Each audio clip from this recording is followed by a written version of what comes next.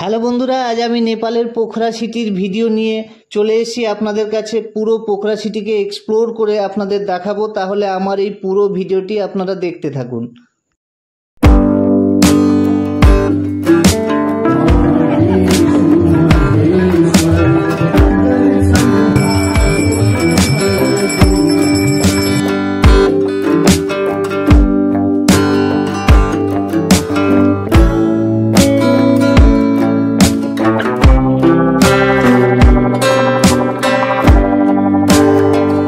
Simple breakfast দিয়েই আমি start করব পোখরার ভিডিওটা। ব্রেকফাস্টটা খুবই সুন্দর ছিল। এখানে নেপালি চা দিয়েছে, ব্ল্যাক টি, তার সঙ্গে দুটো ডিম, জ্যাম, মাখন আর পাউরুটি।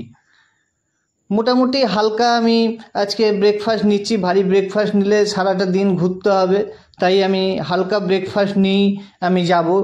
ব্রেকফাস্টটা নেওয়ার পরেই আমি চলে যাব ফেওয়া লেগে। ব্রেকফাস্টটা 150 টাকা নিয়েছে।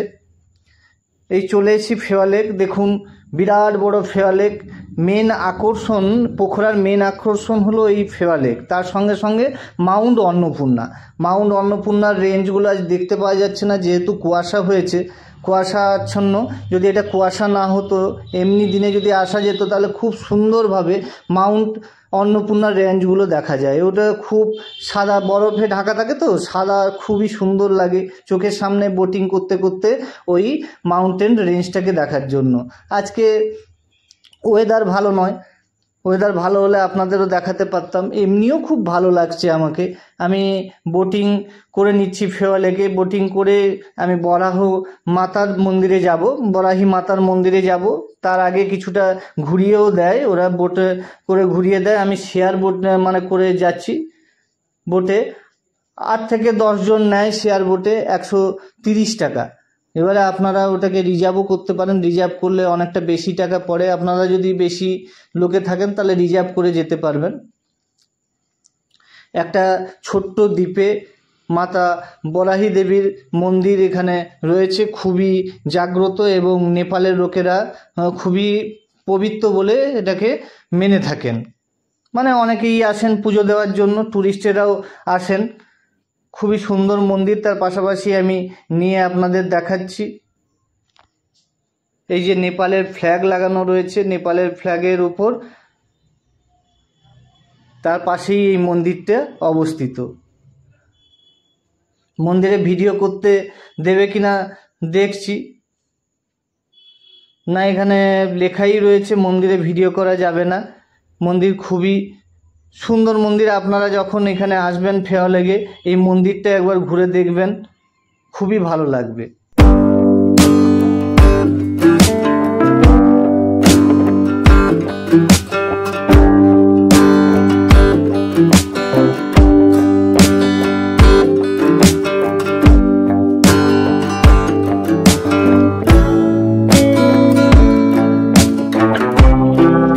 এবারে আমি আপনাদের পোখরার মার্কেট এরিয়া দেখাবো।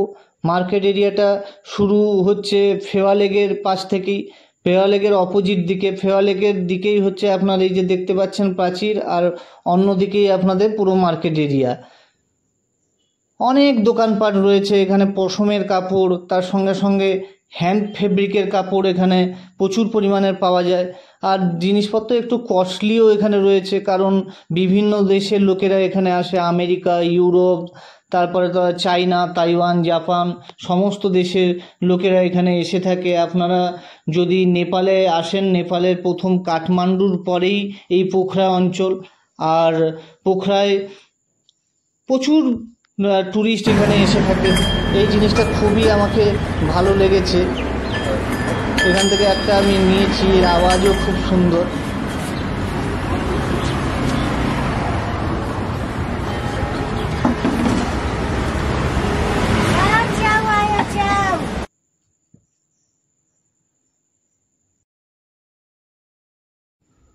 আমি পোখরার অনেক ভিডিও দেখেছি, ওখানে অনেকেই বলে থাকেন যে খুবই কস্টলি জায়গা।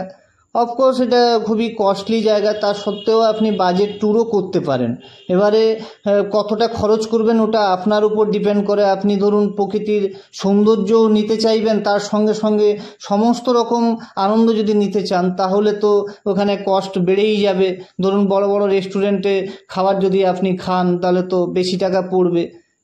এবার আপনার বাজেট কমানো আপনার উপর ডিপেন্ড করবে। একটু ঘুরে দেখতে হবে কোথায় আপনার বাজেট ফ্রেন্ডলি হোটেল পাওয়া যায় বা কি কিনতে, যদি আপনার যে জিনিসগুলো দরকার নেই ওগুলো না কিনলেও আপনি পারেন, আবার যেটা দরকার বা খুব ভালো লেগেছে ওটা কেন কিনবেন না। তাহলে এইভাবে কস্ট কাটিংও করা যায়। এখানে সুন্দর সুন্দর দেখুন ব্যাগগুলো খুবই সুন্দর সুন্দর, ছাতা রয়েছে, তার সঙ্গে সঙ্গে এই লাঠিগুলো ট্রেক করার জন্য দেখুন ব্যাগ, যেহেতু এখানে মাউন্ট অন্নপূর্ণা তার সঙ্গে সঙ্গে ধৌলগিরি রয়েছে, তাই ট্রেকিংয়ের অনেক জিনিস এখানে পাওয়া যায়। রাস্তার ধারেই বিভিন্ন হোটেল, স্পা এখানে রয়েছে। এখানে সমস্ত রাস্তাগুলো স্ট্রিট নাম্বার দিয়ে রয়েছে। আমি যে হোটেলে রয়েছি ওটা স্ট্রিট নাম্বার 1। এই হোটেলের ভিডিওটা আমি নেক্সট ভিডিওয়ে আপনাদের দেখাবো। হোটেল 1 নম্বর থেকে ফেওয়া লেকটা হচ্ছে আপনার 10 নম্বর, স্ট্রিট নম্বর 10, যেখানে বোটিং করা হয় বা বরাহি মায়ের মন্দির রয়েছে। এই দেখুন এই যে সব স্ট্রিট নম্বর। আমি ওখানে পুরো পেডেল মানে পায়ে হেঁটেই আপনাদের দেখাচ্ছি পুরো। এখানে বিভিন্ন রকম অ্যাডভেঞ্চারাস স্পোর্টও করা যায়, অ্যাক্টিভিটি করা যায়। আপনারা যদি অ্যাডভেঞ্চারাস অ্যাক্টিভিটি করেন তাও এখানে করতে পারবেন। এখানে বেশিরভাগ মানুষেরা আসে ওই অ্যাডভেঞ্চারাস অ্যাক্টিভিটি করার জন্য। আমি দেখি পরে করতে পারি কিনা, যদি করি তাহলে আপনাদের দেখাবো। এই যে সুন্দর সুন্দর প্রিন্টের গেঞ্জিগুলো পাওয়া যাচ্ছে ওখানে, নেপাল লেখা বা মাউন্ট এভারেস্টের গেঞ্জিগুলো খুবই সুন্দর। আর জায়গাটা ফাঁকা, এই টাইমটা তেমন ভিড়ও নেই। নেপালের কাঠমান্ডুতে আমি অনেকবার গেছি, ওই ভিডিও আপনাদের দেখাবো। ওখানে খুবই ঘিঞ্জি জায়গা কাঠমান্ডু জায়গাটা, কিন্তু পোখরা জায়গাটা সত্যি কথা বলতে কি খুবই শান্ত। মানে আপনি যদি অবসর টাইম বা লেজার টাইম কাটানোর জন্য নেপালের পোখরা জায়গাটা পুরো পারফেক্ট জায়গা। এখানে আপনার 2 দিন 4 দিন যতদিন পারবেন এখানে কাটিয়ে যাবেন, খুবই সুন্দর। এই যে চায়না লাইটগুলো দেখতে খুবই সুন্দর লাগে, চায়না লাইটও এখানে খুবই বিক্রি হচ্ছে। আর রাস্তাও দেখুন খুব ক্লিন রাস্তা, এটা আমি লক্ষ্য করে দেখেছি। পোখরার রাস্তাটা দুদিকে পুরো ক্লিন। এই যে স্কুটিগুলো এখানে লাগানো রয়েছে, এগুলো স্কুটি বা বাইক আপনারা যদি মানে ভাড়া নিতে চান, ভাড়া নিয়ে ঘুরতে চান, তাহলে এখান থেকে আপনারা পেয়ে যাবেন। রাস্তায় লাগানো থাকে। তার সঙ্গে সঙ্গে মানি এক্সচেঞ্জ করার জন্য, কিন্তু মানি এক্সচেঞ্জ আপনারা বর্ডারে করে আসবেন বীরগঞ্জে। কেন মানি এক্সচেঞ্জ এখানে আমি 2-3টে জায়গায় ঢুকলাম, ওখানে গিয়ে দেখলাম 100 টাকায় ওরা দেবে 150 টাকা, কিন্তু অরিজিনাল যেটা হয় 160। আমি জিজ্ঞেস করলাম কেন 160 টাকা, 100 টাকায় তো 160 টাকা পাওয়া যায়। তারা বলছে যে এত ট্যুরিস্ট আসছে, আমাদের কাছে অনেক টাকা জমা পড়ে যাচ্ছে, তাই আমরা এখন 150 টাকায় দিচ্ছি। আমি আর তেমন কিছু ওদের সঙ্গে কথা বাড়াইনি, কেননা আমি তো আগে থেকেই খুচরো করে নিয়ে এসেছিলাম, তাই আমার এখানে লাগেনি। এমনি ইন্ডিয়ান কারেন্সি কিন্তু সব দোকানেই চলছে। দোকানে চললে কী হবে, কিছু কিছু দোকান আপনার 100 টাকার বিনিময়ে 160 টাকা দিচ্ছে, আবার কিছু কিছু দোকান কিন্তু 150 টাকা দিচ্ছে। এখানে রেস্টুরেন্ট, সমস্ত দেশের রেস্টুরেন্টই আমি দেখতে পাচ্ছি। আপনার মানে চাইনিজ রেস্টুরেন্ট রয়েছে, তাইওয়ান, জাপানি, সমস্ত রেস্টুরেন্ট, ভিয়েতনামের রেস্টুরেন্ট দেখলাম। তার সঙ্গে সঙ্গে ভারতীয় রেস্টুরেন্ট তো রয়েছেই। আপনারা যারা নিরামিষ খান এও পেয়ে যাবেন, মারোয়ারি অনেক রেস্টুরেন্ট পেয়ে যাবেন রাস্তার দুপাশে। এবারে রেস্টুরেন্টগুলো দেখতে দেখতে আমারও কিন্তু লাঞ্চের খিদে পেয়ে গেছে। আমি যাচ্ছি একটা দোকান দেখার জন্য, বাজেট ফ্রেন্ডলি দোকানে যাওয়ার চেষ্টা করবো। এইসব বড় বড় রেস্টুরেন্টে কিন্তু অনেক টাকাই পড়ে যাবে।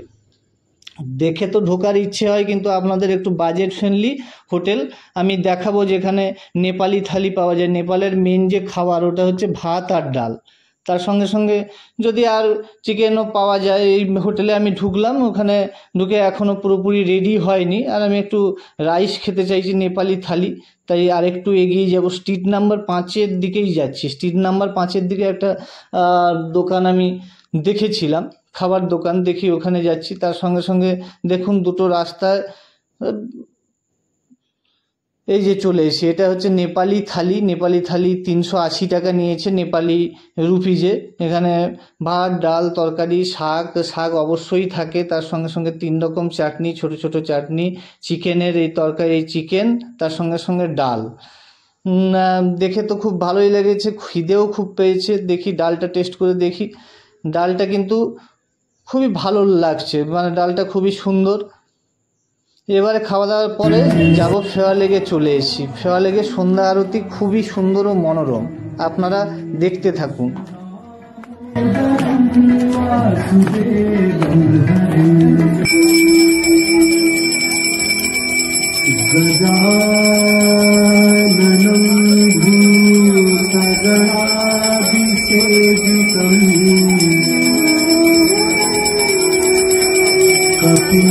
कपिध्वजम्बो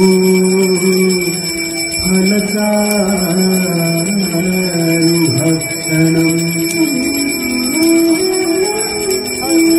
उमासुतं शोक विना।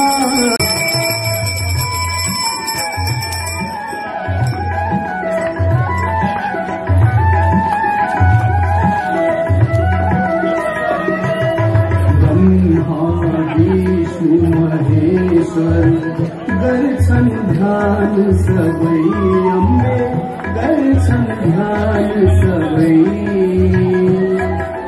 दुखदारी ते बीमार